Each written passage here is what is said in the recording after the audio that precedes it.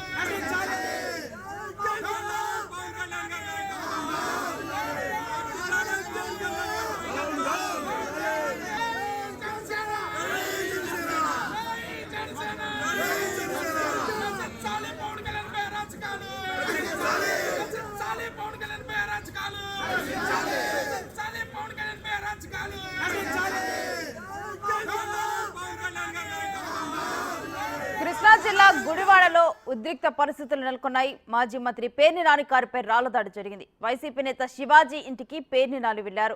ఇక తమ పార్టీ అధినేత ఉప ముఖ్యమంత్రి పవన్ కళ్యాణ్ పై పేర్ని నాని అనుచిత వ్యాఖ్యలు చేసినందుకు క్షమాపణ చెప్పాలంటూ కూడా జన సైనికులు డిమాండ్ చేశారు. ఆందోళనకు దిగారు.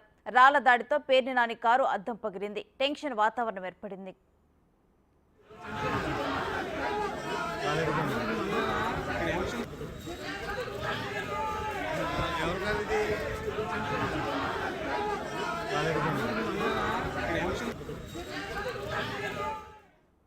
ఇక ఇదే అంశానికి సంబంధించిన డీటెయిల్స్ మా ప్రతినిధి మల్లికార్జున్ అందిస్తారు.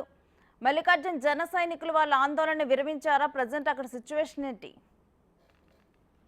గుడివాడలో ఉద్రిక్తత అయితే కొనసాగుతున్న పరిస్థితి కూడా కనిపిస్తా ఉంది. మాజీ మంత్రి పేర్ని నాని గతంలో ఏదైతే జనసేన అధినేత పవన్ కళ్యాణ్ ఉద్దేశించి తీవ్ర వ్యాఖ్యలు ఏదైతే చేశారో వాటిపైన కూడా తీవ్ర ఆగ్రహాన్ని ఇటు జనసేన నాయకులు గతంలోనే వ్యక్తం చేసిన పరిస్థితి కూడా కనిపించింది.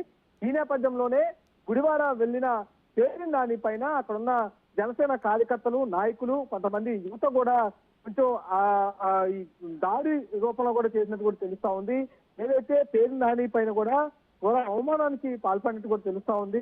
కోడిగుడ్డులతో కూడా అక్కడున్న యువత గాని అక్కడున్న జనసేన నేతలు కూడా దాడి చేసినట్టు కూడా తెలుస్తున్న పరిస్థితి కూడా కనిపిస్తా ఉంది. పోలీసులు కలగజేసుకుని చెప్పే ప్రయత్నం అయితే చేస్తున్న పరిస్థితి కూడా కనిపిస్తా ఉంది. పవన్ కళ్యాణ్ ఏదైతే గతంలో చేసిన అనుచిత వ్యాఖ్యలు ఏమి ఉన్నాయో వాటన్నిటిపైన ఇప్పుడు క్షమాపణ చెప్పాలంటూ కూడా వాళ్ళ డిమాండ్ అయితే కొనసాగుతుంది. అక్కడే రోడ్డుపై బేటాయించి మరీ ఆందోళన అయితే వాళ్ళు కొనసాగిస్తున్న పరిస్థితి కూడా కనిపిస్తా ఉంది. ఆ క్షమాపణ చెప్పే వరకు తమ ఆందోళన విరమణమంటూ ఎక్కడైతే పేర్ని నాని వెళ్లి గుడివాడలో ఉన్న వైసీపీ నేత కోట శివాజీ ఇంట్లో ఉన్నారో ఆ ఇంటి వద్ద అయితే ఆందోళన అయితే ప్రస్తుతం కొనసాగిస్తున్న పరిస్థితి అయితే కనిపిస్తా ఉంది. ఆందోళన అయితే మేము విరమింపజేయాలి, కంపల్సరీగా పవన్ కళ్యాణ్ క్షమాపణ చెబితేనే ఈ ఆందోళన అనేది విరమింపజేస్తామంటూ కూడా వాళ్ళు అయితే చెబుతున్న పరిస్థితి అయితే అక్కడ స్థానికంగా కనిపిస్తా ఉంది. Right, thank you Mallikarjun.